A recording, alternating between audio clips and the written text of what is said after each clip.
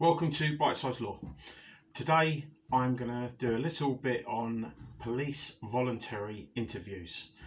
They aren't that voluntary really, because if you don't agree to go in for the interview, they can arrest you and then you can spend up to 24 hours or even longer in a police cell. So be very careful with the voluntary interviews, not that voluntary. A lot of people think that you can't have a solicitor for a voluntary interview, but you can have a solicitor free of charge for a voluntary interview. What I'd suggest is, if the old bill give you a tinkle and say, can you pop in for a voluntary interview? Then just say to them, yes, my solicitor will arrange it, and then get on the phone to a solicitor, explain to them that you'd like them to represent you at the police station in a voluntary interview, and it will be free of charge. And the solicitor can then make the arrangements with the copper.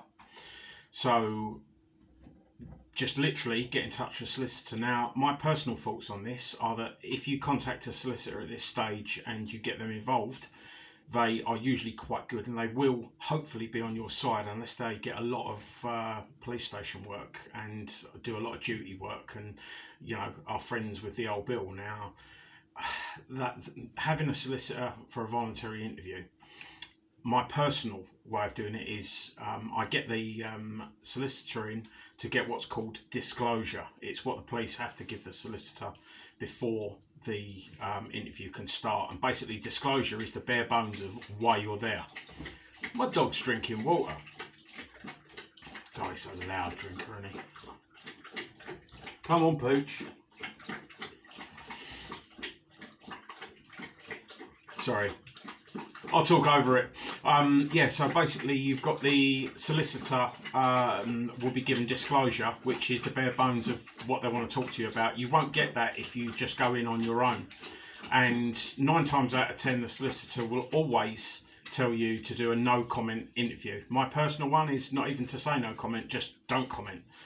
And if at the start of the interview, if they ask you any questions, just say, I've taken legal advice that I should not answer any questions, because chances are if they're asking you for a voluntary interview, they've got nothing to arrest you for. Saying that, they might arrest you. So yeah, tread careful, tread careful. It could be, you know, 12, 24 hours or even 36 if they try and get a superintendent or someone to give you, you know, a longer time in a cell. Yeah, the disclosure angle, I'll do another video. And the thing is, when you get the phone call to ask you, or when you get the however they contact you, what I would ask them is there any necessity to arrest? If you don't want to do the voluntary interview, and they go, a lot of the time they'll go, well, we might arrest you then. And just say, oh, what is the necessity to arrest me?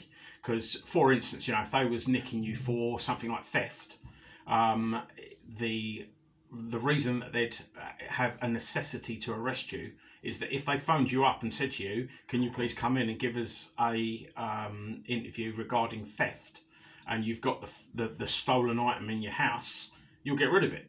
So that would be a necessity to arrest. And if you look up necessity to arrest, it'll, you know, hopefully you'll be able to read up a little bit more about it. But I'll do another video on that one later on, because necessity to arrest is quite wide. So you get to the police station, they give your solicitor the disclosure. The solicitor shares the disclosure with you. You know roughly what it's about. At that point, what I then do is go, thank you very much for your time. I'd like to do this on my own. And the solicitor might be like, and it's all right, mate, you're being paid. You're getting paid, whether or not you sit in the interview or whether you're not. You're still getting paid, you know, and you've got your money. Thank you ever so much for that. And then go into the interview and turn around to them and just say to them, after getting legal advice, I've been advised not to comment. Dogs play fighting in the front room. And then you literally say nothing throughout the whole interview, unless you want to. But the chances are they're only going to try and talk you into an offence.